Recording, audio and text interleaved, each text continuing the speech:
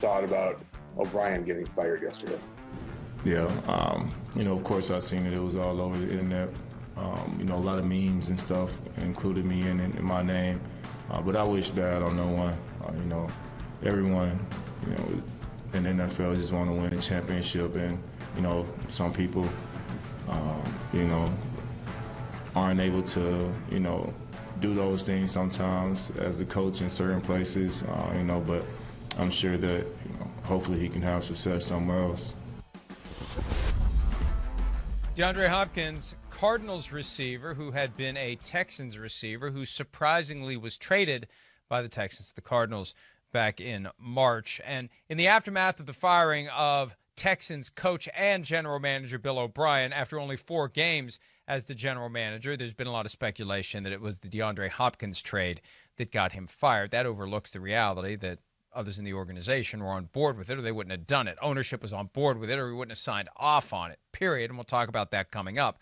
But the bottom line is this, Chris. O'Brien has moved on, and now we are at the picking up the pieces and or floating justifications to the media portion of the post-O'Brien regime. And I thought it was funny yesterday to see the report from the Houston Chronicle that Bill OBrien had argued with the likes of J.J. Watt and defensive coordinator Anthony Weaver during O'Brien's final weeks on the job. Yeah, he probably argued with them during his early weeks on the job and during his middle weeks on the job, and he probably argued with someone every single day of his time on the job because that's Bill OBrien's personality. Because newsflash, that's what coaches do. So don't give me this crap, almost said a different word, about, he had some verbal altercations with J.J. Watt and Anthony Weaver in his final weeks on the job. Yeah, that means he was being Bill OBrien.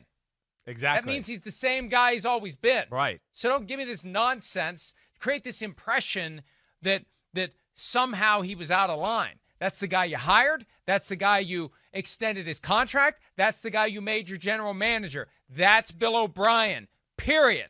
So when you hire him and keep him and promote him and extend him and pay him and embrace the good results he brings you, don't try to pin your decision to move on from him on the idea that he was just being the guy he's always been. Nothing drives me crazier than that kind of lame-ass justification. Just stand up and say, it was time, or I just felt like it was whatever. Just don't tell me the guy was being the guy he's always been. Yeah. Don't tell me that crap. All right. I'm God. I wasn't sure where you were going to go with this conversation. I wasn't, but that's exactly how I feel. I mean, that's exactly right.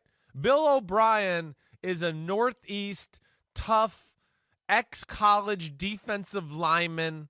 In your face. I don't hold back any words at any moment. Whether you like it or not, we're trying to get better as a football team, and that's just the way it is. Sorry, if you're too sensitive, move on to another team. That's the way he is. That's Bill OBrien. This is the guy that used to Tom Brady would miss a pass. I was on the field once, and he would be on the middle of the field, just absolutely laying into Tom Brady. How do you miss that throw? You suck. He almost got in a fight with Brock Osweiler at the halftime of a football game. He doesn't back down almost. Right, or maybe he did, right? He backs down from nobody. And, yeah, I don't think it was a J.J. Watt, Anthony Weaver, tag team, we're going to get in a wrestling match here. No, I'm sure Billy OBrien said some things. They might have chirped back a little hey, we're figuring it out or whatever. And tempers flare a little. But I don't think it crossed unprofessional or anything like that. That is Bill OBrien. That is the way he is. And that's what I love about him. And that's why they've been to the playoffs so many times with teams that weren't that good or overcome, 1-3 starts and do all those things, because his toughness rubs off on the team to where they fight through those moments and then still get to the playoffs. And that's all about him and the attitude he sets within the organization. That's why I think he'll still be a head coach next year. I really do. And, hey, I'm not trying to tell anybody how to do their job. God knows I got enough trouble dealing with my own. But you can't. Well, you can because you did. But I don't think it's fair to paint this picture of a guy who all of a sudden turns into someone with a short fuse and he's cracking up under pressure.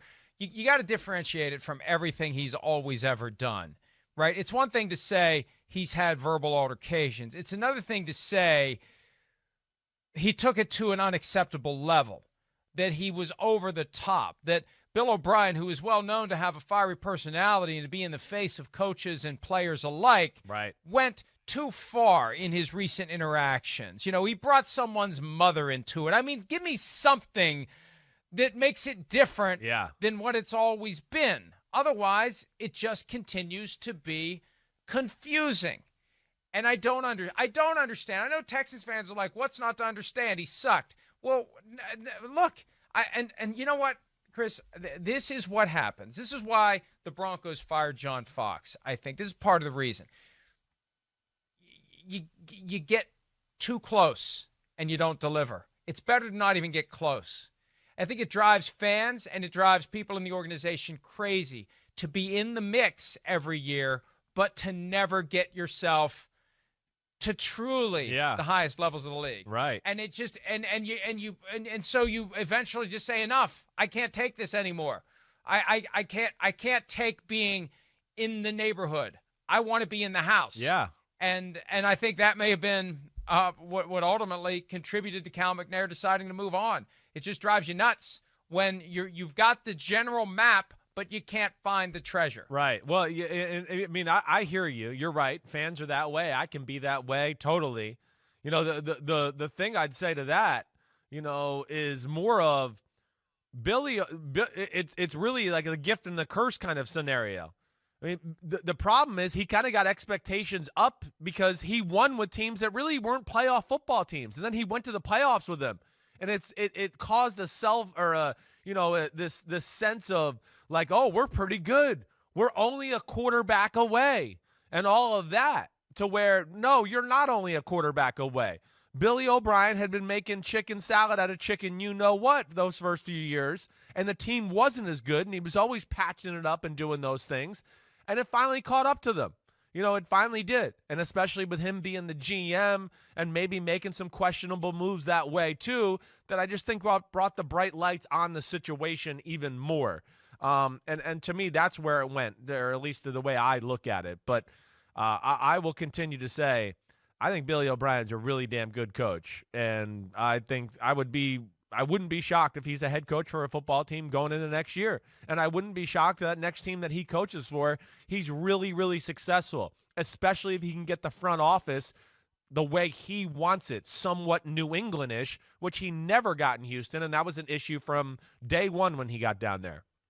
And, you know, a firing guy after only 4 games gives him extended time, and it lets other teams know much longer in advance than they would have known that he's going to be available. Right. We had that conversation about Mike McCarthy because there was an argument it's disrespectful to fire him with 4 games left. Well, if you're going to fire him anyway, number one, you give yourself more time to go out and look for a replacement without doing so behind the head coach's back while he's still on the job. Yep. And secondly, it gives him some extra time to get his ducks in a row if there's a job he wants to pursue. And there were jobs he wanted to pursue in that hiring cycle the year after he was fired. So, look, you got every team out there now fully aware that Bill OBrien's available. Here is J.J. Watt from yesterday talking about the interim coach, Romeo Crennel, along with some sound from the guy, the oldest coach in NFL history now, Romeo Crennel, who's taken over for Bill OBrien. Here it is. We right now have a fresh start, and we had a good practice today, and we're looking forward to Jacksonville.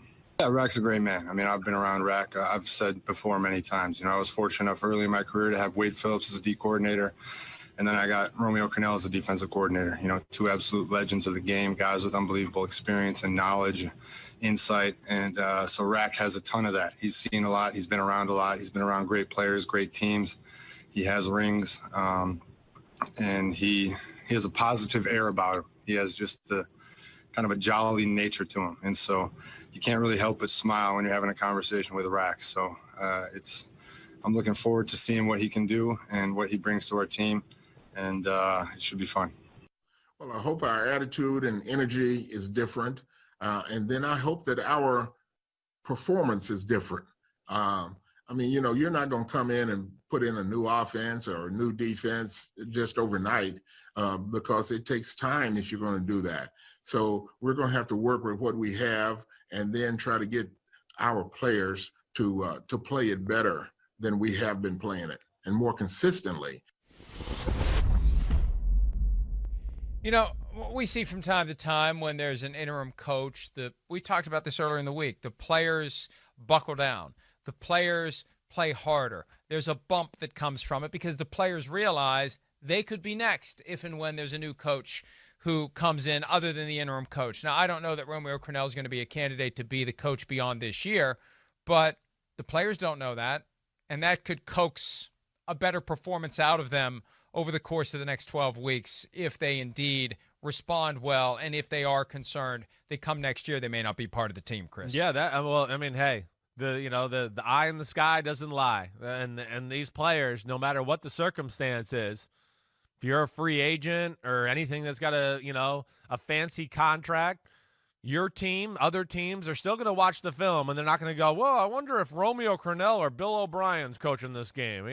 So you better be on your game. And there's no, you don't know that if the next head coach, he might keep Romeo Crennel around too, to be on the staff, to help out in some way, be on the defensive staff, to where if you want to give up on the year or do something stupid now, he could be there and tell the next coach, hey, that guy, he's a piece of crap. He'll gave up on us. He quit on the football team. Get him out of here. So we'll see what kind of energy it brings to this team. There's a lot of pride. Watson, Watt, they got guys who certainly are used to winning and aren't going to go down without a fight here. But they just got issues on their team all over, just the way the team is built.